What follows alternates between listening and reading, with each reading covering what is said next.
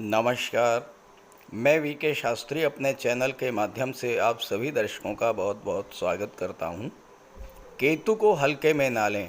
चंद्रमा के नक्षत्र में केतु। जी हाँ, केतु एक ऐसा ग्रह है जो सभी 9 ग्रहों में सबसे रहस्यमयी ग्रह है।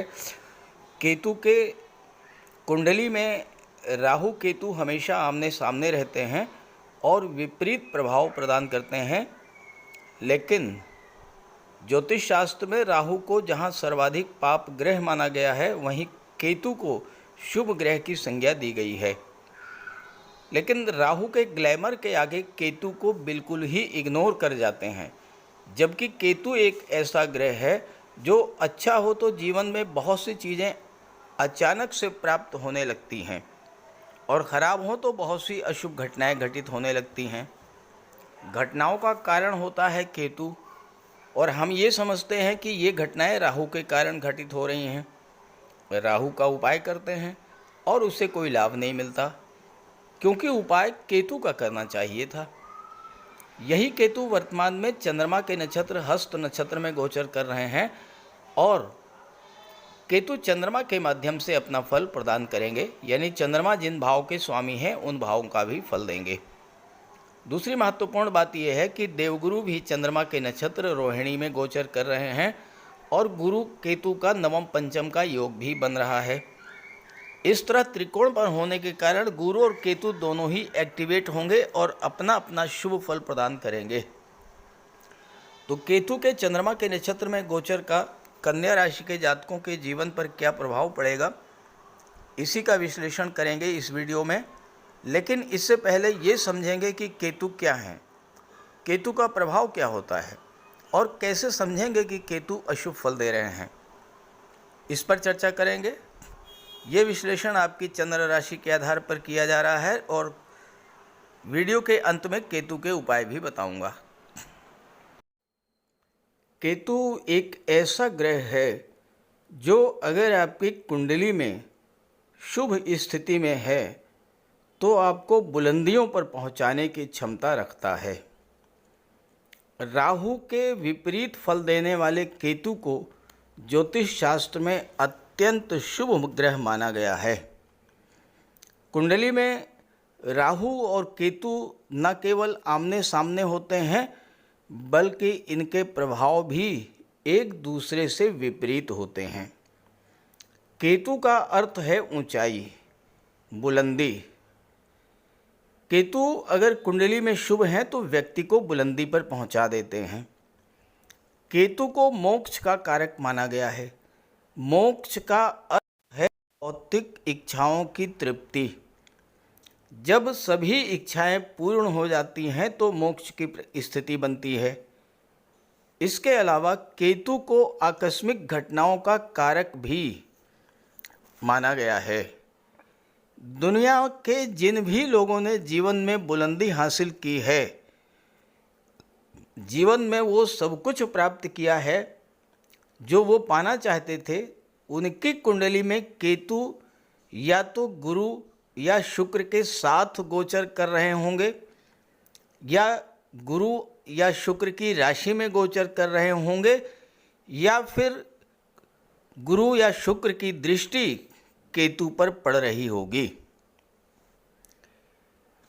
हालांकि केतु त्याग के भी कारक होते हैं, डिटैचमेंट के कारक होते हैं, अलगाव के कारक होते हैं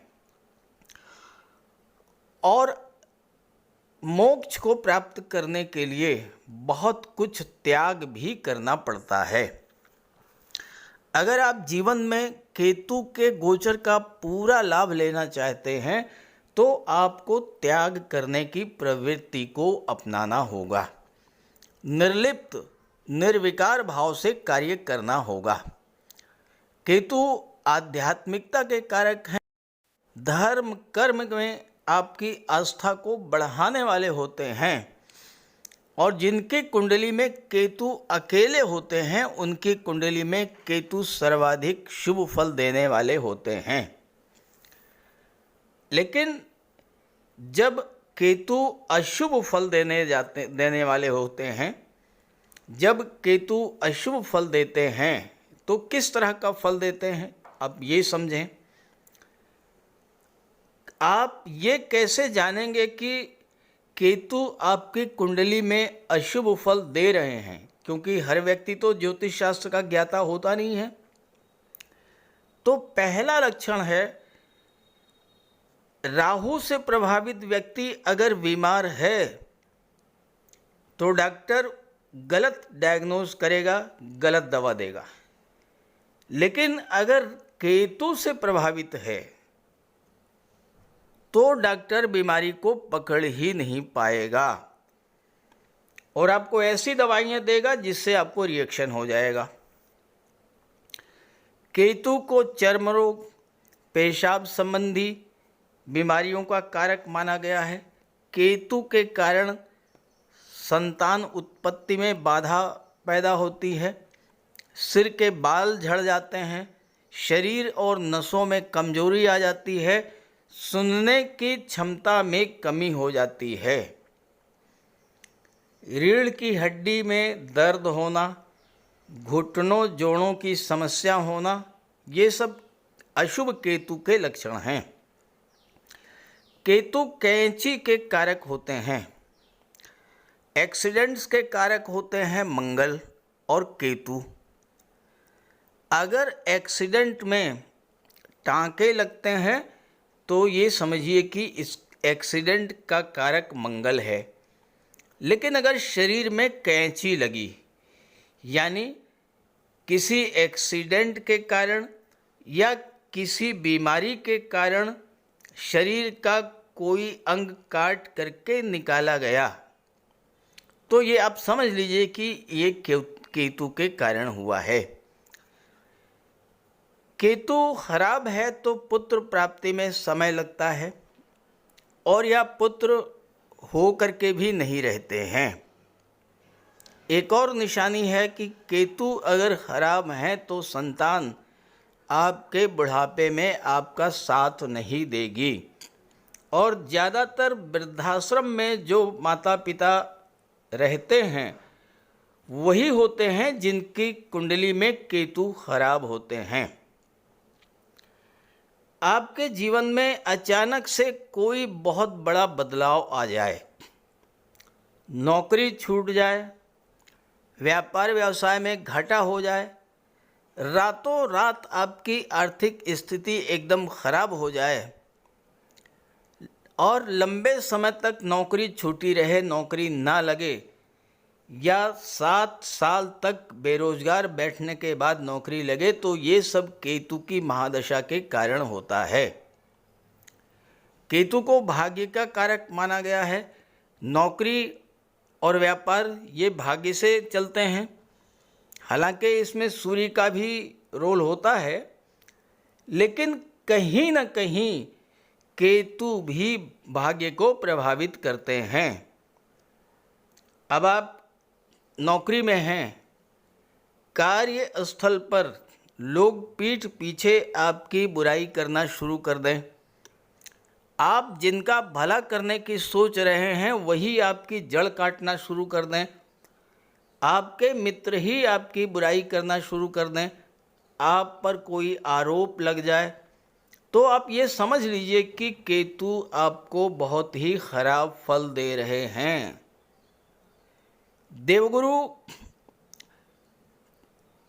और केतु दोनों को आध्यात्मिकता का कारक माना गया है।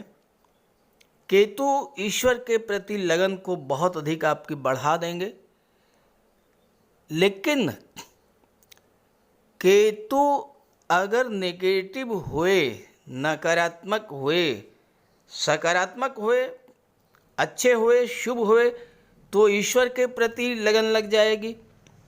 खराब हुए तो आपको ऐसी लत लगेगी जो आसानी से छूटती ही नहीं है। जुए की, शराब की, सिगरेट की, तंबाकू की, इस तरह की लत। अशुभ केतु के कारण कुछ लोगों पर बिला वजह आरोप भी लगते रहते हैं। और अगर आपके ननिहाल पक्ष की स्थिति कमज़ोर होने लगे, वहाँ पर निरंतर संघर्ष की स्थिति बन रही हो तो समझ जाइए कि आपका केतु अशुभ फल दे रहा है। सांप का काटना या कुत्ते का काटना ये भी अशुभ केतु के लक्षण हैं। कोई दवा रिएक्शन कर दे या आपको कोई जहर दे दे तो ये भी अशुभ केतु के कारण हैं। तो इन सब तरीकों से आप समझ सकते हैं कि केतु आपकी कुंडली में अशुभ फल दे रहे हैं और फिर आप केतु का उपाय कीजिए। केतु अगर अच्छे हैं 48 साल में आपका भाग्योदय करा देंगे और अगर ख़राब हुए तो 48 साल के बाद आपको बर्बाद भी कर देंगे। अगर आपकी ज़िंदगी में 48 साल के बाद 48वां साल जैसे ही समाप्त हो अचानक से बड़ा उतार चढ़ाव देखने को मिले तो आप समझ लीजिएगा कि ये केतु के कारण है। अब बात करते हैं अलग अलग राशियों पर केतु के प्रभाव के बारे में। ये है कन्या राशि के जातकों की कुंडली। केतु आपके लग्न के भाव में गोचर कर रहे हैं और देवगुरु भाग्य के भाव में गोचर कर रहे हैं। गुरु और केतु एक दूसरे से नवम पंचम का योग बना रहे हैं और केतु और गुरु दोनों ही चंद्रमा के नक्षत्र में गोचर कर रहे हैं और चंद्रमा लाभ के भाव के स्वामी हैं। केतु भी 11वें भाव का फल देंगे और गुरु भी 11वें भाव का फल देंगे। अब देखिए चंद्रमा क्या है? चंद्रमा है हमारा मन और 11वां भाव क्या है? इनकम का भाव, आय का भाव, लाभ का भाव। इस गोचर काल में आपका पूरा फोकस अपनी इनकम को बढ़ाने पर होगा। किस तरह से आय के साधनों में वृद्धि की जाए, किस तरह से एक से अधिक साधनों से आप अपनी इनकम को बढ़ा पाएं, ये आपका फोकस रहेगा इस समय और इसमें आपकी हेल्प करेंगे गुरु और केतु। और चूंकि गुरु भाग्य के भाव में गोचर कर रहे हैं और लग्न पर दृष्टि डाल रहे हैं तो आपको भाग्य का भी पूरा साथ मिलेगा। जब भाग्य आपका साथ देगा तो आपकी इनकम में वृद्धि होगी और जब इनकम में वृद्धि होगी तो धन का संचय भी होगा, क्योंकि धन के भाव के स्वामी हैं शुक्र जो कि धन के कारक हैं।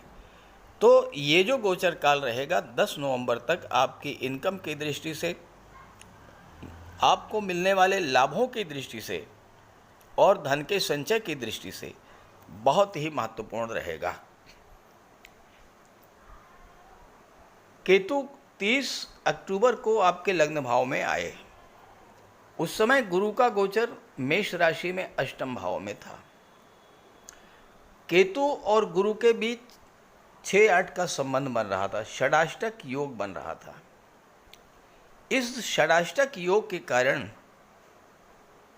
केतु गुरु दोनों ही पीड़ित हुए और दोनों ही अपना शुभ फल देने में सक्षम नहीं हुए। आपके कष्टों में इतनी ज़्यादा वृद्धि हुई, शारीरिक, मानसिक, आर्थिक कष्ट। गुरु 8वें भाव में थे। 8वां भाव विघ्न बाधाओं का होता है, रुकावटों का होता है। कार्य क्षेत्र में विघ्न बाधाएं, नए कार्य की शुरुआत न कर पाना, व्यापार में मंदी की स्थिति आ जाना, धन प्राप्ति के रास्ते अवरुद्ध हो जाना, स्वास्थ्य का खराब होना, खास करके कमर के नीचे के रोगों से पीड़ित होना, इस तरह की समस्याएं आपके साथ आई होंगी। केतु की दृष्टि पड़ रही थी 7वें भाव पर। 7वां भाव विवाह और दाम्पत्य सुखों को प्रदर्शित करता है। केतु बाधा और रुकावट के कारक होते हैं, कार्यों को रोक देते हैं। शनि डिले करते हैं, केतु रोक देते हैं। तो आपके विवाह में बाधाएं आई होंगी, आपका विवाह तय होते होते नहीं हो पाया होगा। दाम्पत्य जीवन में भी एक अलग तरह की दूरी बनी होगी। केतु क्या करते हैं, केतु काट करके अलग कर देते हैं। तो केतु के कारण दाम्पत्य जीवन को संभालने में, बचा करके रखने में आपको बहुत मेहनत करनी पड़ी होगी, बहुत आपको मानसिक कष्ट झेलना पड़ा होगा। केतु की दृष्टि पंचम भाव पर पड़ रही थी, तो संतान के साथ भी मतभेद की स्थिति बनी होगी, संतान से दूरी बनी होगी, और लव रिलेशंस के लिए तो केतु बहुत ही खराब होते हैं। केतु अलगाव के कारक होते हैं, रिलेशंस में दूरी बना देते हैं, और संतान के साथ भी संबंध खराब हुए होंगे। शिक्षा की दृष्टि से छात्रों की शिक्षा हो सकता है कुछ जातकों की बाधित हुई हो, कुछ जातकों ने पढ़ाई छोड़ दी हो, इस तरह की समस्याएं आपके साथ आई होंगी, और भाग्य ने भी साथ आपका नहीं दिया होगा। लेकिन अब जो स्थितियां हैं, षडाष्टक दोष जो है वो समाप्त हो चुका है, गुरु भाग्य के भाव में आ चुके हैं। तो गुरु जो है 7वें भाव के स्वामी हैं, और चूंकि केतु भी शुभ फल दे रहे हैं, तो अब आपके विवाह के मार्ग में जो बाधाएं थीं वो समाप्त होंगी, दाम्पत्य जीवन में जो दूरी आई थी वो समाप्त होगी, एक बार फिर से प्रेम सौहार्द का वातावरण बनेगा। भाग्य को बूस्टअप करेंगे देवगुरु, चूंकि भाग्य के सपोर्ट से आपको 7वें भाव के फल मिलेंगे। 7वां भाव व्यापार व्यवसाय का होता है, गुरु विस्तार के कारक होते हैं। अब आप अपने व्यापार व्यवसाय का विस्तार करेंगे। व्यापार के क्षेत्र में किसी तरह की जो विघ्न बाधाएं, जो रुकावटें बन रही थीं वो समाप्त होंगी, और कोई नया व्यापार आप शुरू करना चाह रहे थे, नई नौकरी ज्वाइन करना चाह रहे थे, लेकिन ना तो आप नौकरी ज्वाइन कर पाए होंगे, ना व्यापार शुरू कर पाए होंगे। अब वो स्थितियां बदल चुकी हैं, नई नौकरी और नए व्यापार के लिए अत्यंत उपयुक्त अवसर है। सप्तम भाव दशम का दशम होने के नाते आपके कैरियर को भी शो करता है। हो सकता है कुछ जातकों की लगी लगाई नौकरी भी इस गोचर काल में छूट गई हो, खास करके वो जातक जिनके जीवन में केतु की महादशा या अंतर्दशा गतिमान रही होगी और केतु उनकी कुंडली में खराब रहे होंगे, तो उनके साथ नौकरी छूटने की घटना जरूर हुई होगी। गुरु 9वें भाव में है और गुरु की दृष्टि पंचम भाव पर पड़ रही है, तो गुरु शिक्षा के कारक होते हैं, ज्ञान के कारक होते हैं। जिन छात्रों की पढ़ाई छूट गई थी वो पढ़ाई फिर से शुरू कर पाएंगे। लव रिलेशंस में जो दूरी बनी थी वो मैरिज में कन्वर्ट होने का योग बनेगा, क्योंकि सप्तम भाव का स्वामी अगर कोई शुभ ग्रह होता है तो विवाह का योग बनता है। और यहाँ तो 7वें भाव के स्वामी देवगुरु बृहस्पति हैं, स्वयं भाग्य के भाव में बैठे हैं। किस्मत जागृत होगी, भाग्य भाग आपका साथ देगा, विवाह का योग बन जाएगा। शनि 6ठे भाव में बैठे हैं। 6ठा भाव नौकरी का होता है, 5वां भाव शिक्षा का होता है। शनि के कारण आपकी शिक्षा में देरी हुई होगी, नौकरी मिलने में देरी हुई होगी, लेकिन अब चूंकि भाग्य आपका साथ दे रहा है तो अब आपको नौकरी मिलने का भी योग बनेगा। और विशेष करके या तो विदेशों में आपको नौकरी मिल सकती है, किसी मल्टीनेशनल कंपनी में आपको नौकरी मिल सकती है। कन्या राशि बुध की राशि होती है, तो आपको मैनेजमेंट के क्षेत्र में, आईटी सेक्टर में, कंप्यूटर कम्युनिकेशन के क्षेत्र में, मैनेजमेंट के क्षेत्र में नौकरी मिल सकती है। या फिर बुध व्यापार के कारक हैं, तो व्यापार के क्षेत्र में भी आपको बहुत अच्छी सफलता इस समय मिल सकती है। तो कुल मिलाकर के धन की दृष्टि से, भाग्य की दृष्टि से, संतान, शिक्षा, दाम्पत्य जीवन और विवाह की दृष्टि से, हर दृष्टि से केतु का ये नक्षत्र परिवर्तन और गुरु से त्रिकोण पर होना आपके जीवन में खुशियाँ लाने वाला है। इस गोचर का लाभ उठाइए, और अगर केतु आपकी कुंडली में खराब फल दे रहे हैं तो उपाय कीजिएगा। बात करते हैं उपायों पर। केतु का सबसे बड़ा उपाय है भगवान श्री गणेश जी की उपासना करना। बुधवार के दिन गणेश जी का पूजन करें, अथर्वा स्तोत्र का पाठ करें। सोमवार के दिन भगवान शिव की आराधना करें। रुद्र स्तोत्र का पाठ करें। काले रंग की गाय की सेवा करें। काले और सफ़ेद रंग के दो रंगे कुत्ते की सेवा करें, उसको भोजन दें और कौवे को भोजन दें।